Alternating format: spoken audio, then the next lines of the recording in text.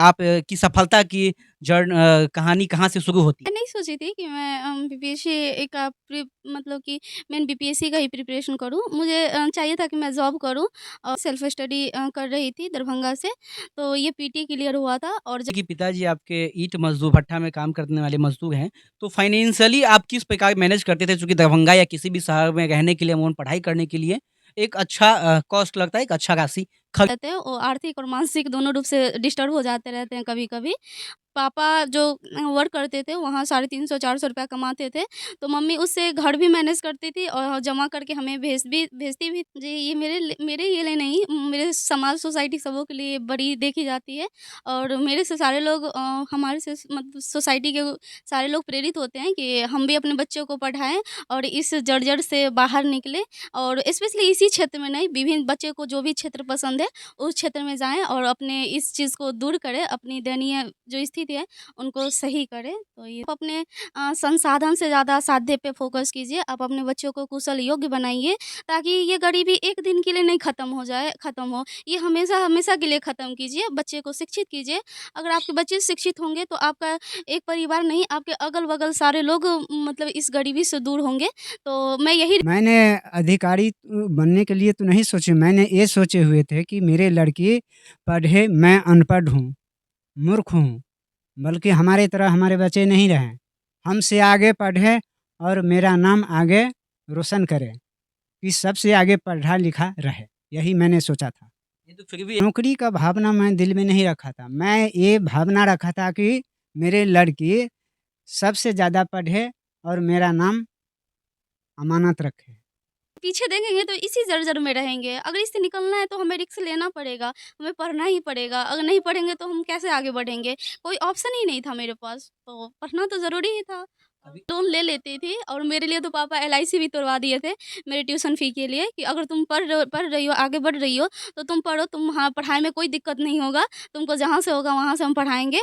और इस सबसे पहले तो जागरूकता की कमी है हमारे सोसाइटी में और उनसे हम रिक्वेस्ट करना चाहेंगे, उन्हें कहना चाहेंगे कि आपकी बिटिया या आपके बेटे जिस भी क्षेत्र में आगे बढ़ना चाहते हैं, वो पढ़ना चाहते हैं, तो उनका बात सुनें, उनको देखिए कि आपके बच्चे अगर बोल रहे हैं, आपको विश्वास दिला रहे हैं कि आपके बच्चा बोल रहे हैं कि हम आगे बढ़ेंगे, हम इस क्षेत्र में जाना चाहते हैं, वो करना चाहते हैं, तो आप उस क्षेत्र में जाने दीजिए अपने बच्चे को, बढ़ने दीजिए आगे। उसके वो आपको कभी भी निराशा नहीं करेंगे और कभी भी मेहनत कभी भी असफल नहीं होता है, हमेशा सफलता की ओर ले ही जाती है।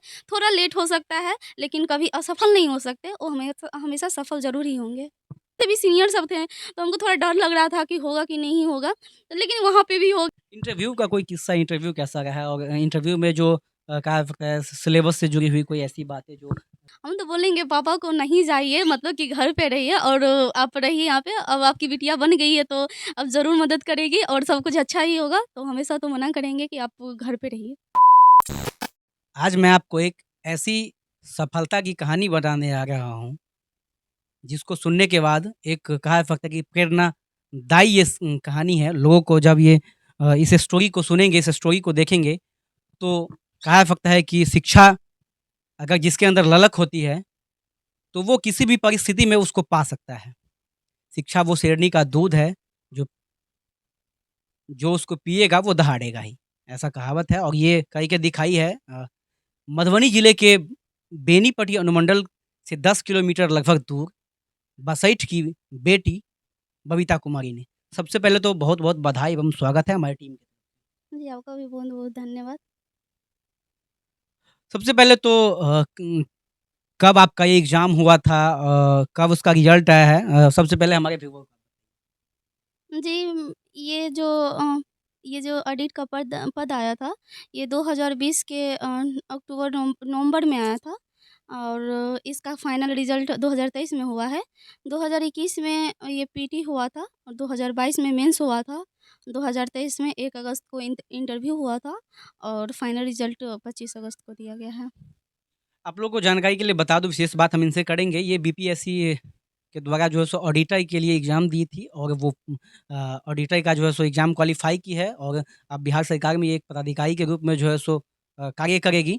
हम जहाँ पे अभी मौजूद हैं वो कहा जा सकता है कि यहाँ पे आने के लिए एक जो रास्ता है वो नहीं है, गली है जिसके हम लोग गाड़ी जो है सो बहुत दूर लगा दिए हैं, क्योंकि आने के लिए रास्ता नहीं था। दूसरी बात जो सबसे बड़ी बात है, इनके पिताजी एक ईंट भट्ठा में काम करने वाले मज़दूर हैं और ये कहीं न कहीं एक स बहुत बड़ी बात है कि एक मज़दूर की बेटी ये अब जो है सो पदाधिकारी बन गई है, ये बहुत बड़ी बात है। क्या कुछ कहना चाहेंगे आप की सफलता की कहानी कहाँ से शुरू होती है? मैं नहीं सोची थी कि मैं बीपीएससी का मतलब कि मैं बीपीएससी का ही प्रिपरेशन करूँ। मुझे चाहिए था कि मैं जॉब करूँ और इसके लिए मैं दरभंगा गई थी सबसे पहले सेल्फ स्टडी कर रही थी दरभंगा से। तो ये पीटी क्लियर हुआ था और जब पीटी हुआ तो मुझे लगा कि मुझे मेंस अच्छा से देना चाहिए था। तो उसके लिए मैं पटना गई थी संजय सर के पास। फिर उनके गाइडलाइन में मैंने मेंस लिखी और फाइनली रिज़ल्ट 2023 में हो गया। चूँकि जानकारी मिली कि पिताजी आपके ईंट मज़दूर भट्ठा में काम करने वाले मज़दूर हैं, तो फाइनेंशियली आप किस प्रकार मैनेज करते थे? चूँकि दरभंगा या किसी भी शहर में रहने के लिए एवं पढ़ाई करने के लिए एक अच्छा कॉस्ट लगता है, एक अच्छा राशि खर्च होती है पर मंथ। जी, बिल्कुल मुझे ही नहीं लगभग सारे बच्चे को जो घर से बाहर रहते हैं, वो आर्थिक और मानसिक दोनों रूप से डिस्टर्ब हो जाते रहते हैं कभी-कभी और ये सबों को मतलब कि पिछाड़ता है, पीछे लाता है। लेकिन मैं इसको मैनेज करने के लिए मेरी मम्मी समूह वगैरह से लोन ली थी और पापा जो वर्क करते थे, वहाँ 350-400 रुपया कमाते थे, तो मम्मी उससे घर भी मैनेज करती थी और जमा करके हमें भेजती भी थी। और सरकार की योजना का भी लाभ लिए हैं, जैसे स्कॉलरशिप वगैरह मिलता था 10th में, 12th में पास होने पे, ग्रेजुएशन में पास होने पर। ये सब पैसों को मैंने भरपूर उपयोग करके मैं यहाँ तक पहुँची हूँ। किस तरह से देखते हैं आप जिस तरह से हम लोग आए हैं, जिस तरह से आप जिस परिवेश में, जिस माहौल में दिख रहा है कि आर्थिक जो स्थिति है आप ही का नहीं जिस जगह पे हम लोग मौजूद है वहाँ पे लगेगा लगभग जो लोगों की जो स्थिति है वो काफ़ी दयनीय है और उसको जो उसके बावजूद भी आप लोग इतनी बड़ी सफलता को किस जी, ये मेरे ये लिए नहीं, मेरे समाज, सोसाइटी सबों के लिए बड़ी देखी जाती है और मेरे से सारे लोग हमारे से मतलब सोसाइटी के सारे लोग प्रेरित होते हैं कि हम भी अपने बच्चों को पढ़ाएँ और इस जर्जर से बाहर निकलें और स्पेशली इसी क्षेत्र में नहीं, विभिन्न बच्चे को जो भी क्षेत्र पसंद है, उस क्षेत्र में जाएँ और अपने इस चीज़ को दूर करें, अपनी दयनीय जो स्थिति है, उनको सही करें। तो ये सारी चीज़ वो लोग देख रहे हैं और करेंगे ही आगे। गरीबी के कारण उन लोग लड़कों को भी सही शिक्षा नहीं दे पाते हैं। लड़कियाँ तो दूर अमूमन हमारे समाज में अभी भी लड़कियों को बहुत कम लोग शिक्षा दे पाते हैं, खासकर गरीबी के कारण। उन लड़कियों को और या फिर उन माता-पिता के लिए क्या कुछ कहना चाहेंगे जो गरीबी के कारण अपने बच्चों को सही शिक्षा नहीं दे पाते? मैं उन लोगों को कहूँगी कि आप अपने संसाधन से ज़्यादा साध्य पे फ़ोकस कीजिए। आप अपने बच्चों को कुशल योग्य बनाइए, ताकि ये गरीबी एक दिन के लिए नहीं ख़त्म हो। ये हमेशा के लिए ख़त्म कीजिए, बच्चे को शिक्षित कीजिए। अगर आपके बच्चे शिक्षित होंगे, तो आपका एक परिवार नहीं, आपके अगल-बगल सारे लोग मतलब इस गरीबी से दूर होंगे। तो मैं यही रिक्वेस्ट करूँगी उन लोगों से, अगर आपके बच्चे पढ़ना चाहते हैं, वो जिस भी क्षेत्र में बढ़ना चाहते हैं, मैं ये नहीं कहती हूँ कि ओनली बीपीएससी, कोई भी क्षेत्र हो, उसमें अगर वो बढ़ना चाहते हैं तो उन्हें प्रेरित करें, उन्हें साथ दें ताकि बच्चे आगे बढ़ेंगे और आपको इस जर्जर से बाहर निकालेंगे। कितने भाई-बहन हैं? मैं 5 भाई-बहन हूँ, उसमें मैं सबसे बड़ी हूँ, बाकी 4 छोटे हैं जो वो लोग भी पढ़ाई कर रहे हैं। वो भी आपसे छोटे कितने भाई हैं? 2 भाई है, 2 बहन हैं। बहन अपेयरनिंग है ग्रेजुएशन में, एक बहन 11th में है और भाई अभी 10th में है और छोटा भी वो भी क्लास में ही मतलब पढ़ रहा है माध्यमिक स्कूल में। और कुछ हम इनके पिता से भी जानने का प्रयास करेंगे। इससे हटा जाइए तो थोड़ा बेहतर हो जाएगा। आपको बहुत-बहुत बधाई। जी, बहुत अच्छा लगा। अब कैसा फ़ील कर रहे हैं, कैसा लग रहा है आपको कि कभी आप जो है सो ईंट भट्ठा पे मज़दूरी करते थे, ईंट फाड़ते थे, अब आपकी बिटिया जो है सो अधिकारी बन के कहीं पे जो है सो कुर्सी पे बैठेगी और उस क्षेत्र की जो ऑडिट है वो बिहार सरकार की ऑडिटर के रूप में काम करेगी। कैसा अनुभव? बहुत अच्छा लगता है और अच्छा रहे, इसी तरीका सब करें। जी, कितना पैसा आप रोज़ कमा लेते ₹400 रोज़ कमा लेते हैं। हैं? जी, कितना घंटा? 8 बजे से 5 बजे तक काम करते हैं, बीच में 1 बजे लंच होता है 1 घंटे का। 8 बजे से 5 बजे तक, जी, लगभग 9 से 10 घंटा। जी, वही जो लीजिए 8 बजे ड्यूटी में पहुँचते हैं, 1 बजे का लंच होता है, 2 बजे लग जाते हैं, फिर 5 बजे छुट्टी हो जाता है। अच्छा बेटी को पढ़ाने में कितनी परेशानी का सामना करना पड़ा? खास करके आर्थिक रूप से? परेशानी जब मैंने इस लाइन में काम करता हूँ तो मेरा तो ये इरादा है था कि मैं पढ़ाएँगे और परेशानी मैं सभी से मिलकर रहते थे और काम सभी ठेकेदार मुझे देता था।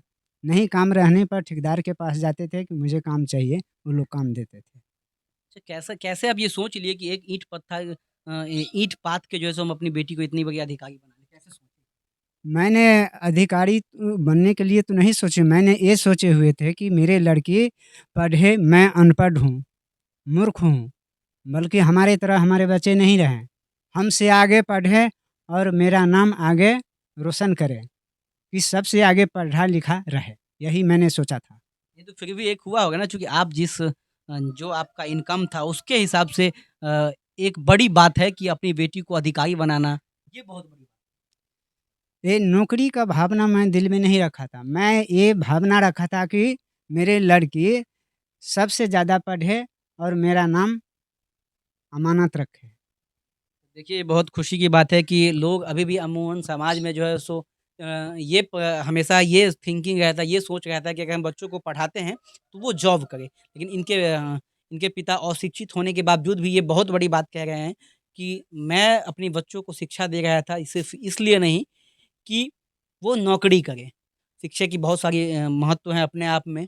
क्या लगता है आपको कहा जा सकता है कि पिताजी की मज़दूरी करते हुए आपको ऐसा लगा था कि मैं मज़दूर की बेटी हो गई, ख़ासकर आर्थिक रूप की बात किया जाए, तो मैं एक अधिकारी बन पाऊँगी।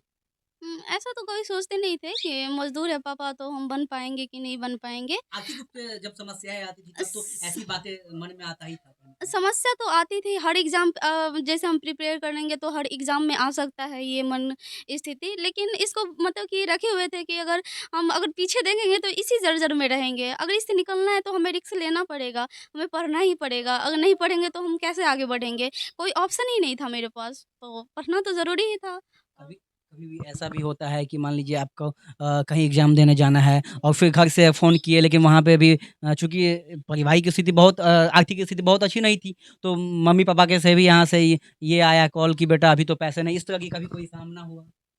मम्मी लोन ले लेती थी और मेरे लिए तो पापा एलआईसी भी तुड़वा दिए थे, मेरे ट्यूशन फ़ी के लिए कि अगर तुम पढ़ रही हो, आगे बढ़ रही हो, तो तुम पढ़ो, हाँ, पढ़ाई में कोई दिक्कत नहीं होगा, तुमको जहाँ से होगा वहाँ से हम पढ़ाएँगे। और स्पेशली स्वयं सहायता समूह जहाँ मेरी मम्मी जुड़ी हुई हैं, वहाँ की दीदी सब वहाँ से पैसा भी लेती थी मम्मी, तो बोलती थी कि हमको बिटिया को भेजना है, हमको दे दीजिए, तो ऑलवेज़ टाइम वो हमेशा साथ देती थी और हमेशा वो दे देती थी। उसमें स्वयं सहायता समूह का भी बहुत बड़ा हाथ रहा मेरे यहाँ तक आने में।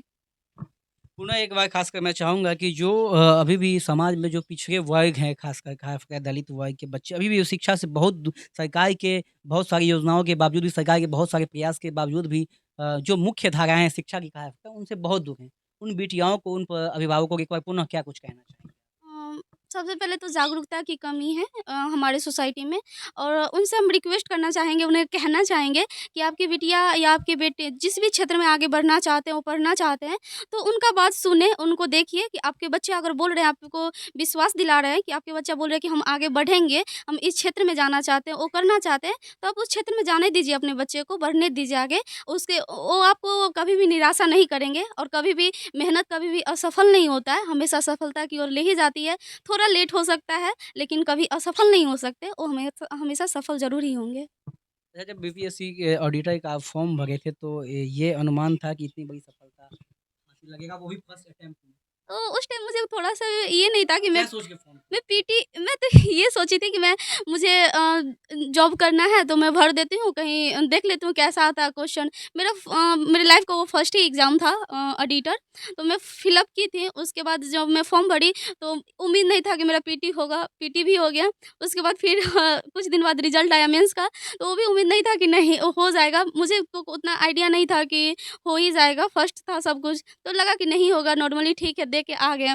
तो लेकिन रिज़ल्ट हो गया तो वो भी आ गया। फिर मैं इंटरव्यू भी देने गई, तो वहाँ भी लगा कि नहीं होगा, क्या पता हमसे भी अच्छे-अच्छे लोग हैं वहाँ पे क्योंकि हमसे भी सीनियर सब थे, तो हमको थोड़ा डर लग रहा था कि होगा कि नहीं होगा।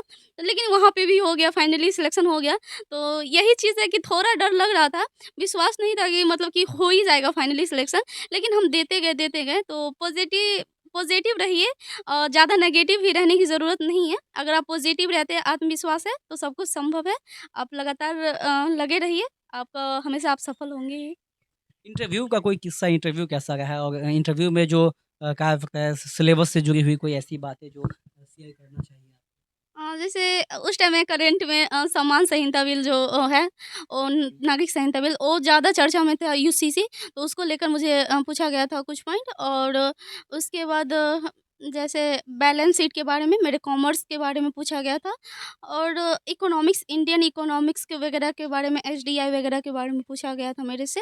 तो ये सारा चीज़ इंडियन इकोनॉमिक्स हो गया। 2-3 क्वेश्चन प्रोफेसर लोग भी रहते हैं तो मेरे कॉमर्स से पूछ लिए। और हाँ, पंचायती राज विभाग से मेरे से क्वेश्चन पूछे, आर्टिकल से वगैरह भी पूछे थे मेरे से, ये सारा चीज़ पूछे थे। तो ये थे हमारे साथ बबीता जी, जिन्होंने बीपीएससी के द्वारा जो एक ऑडिटर का एग्ज़ाम होता है वो क्वालीफ़ाई किया और वो अपने गाँव, समाज सहित कहा सकता है कि एक लड़कियों के लिए एक प्रेरणादायी के रूप में इन्होंने काम किया है। अच्छा, कि एक चीज़ मैं जानना चाहूँगा, अब क्या अब बबीता जी के पिताजी पुनः ईंट भट्ठा पे जाएँगे या नहीं? हम तो बोलेंगे पापा को नहीं जाइए, मतलब कि घर पे रहिए और आप रहिए यहाँ पे। अब आपकी बिटिया बन गई है तो अब ज़रूर मदद करेगी और सब कुछ अच्छा ही होगा, तो हमेशा तो मना करेंगे कि आप घर पे रहिए।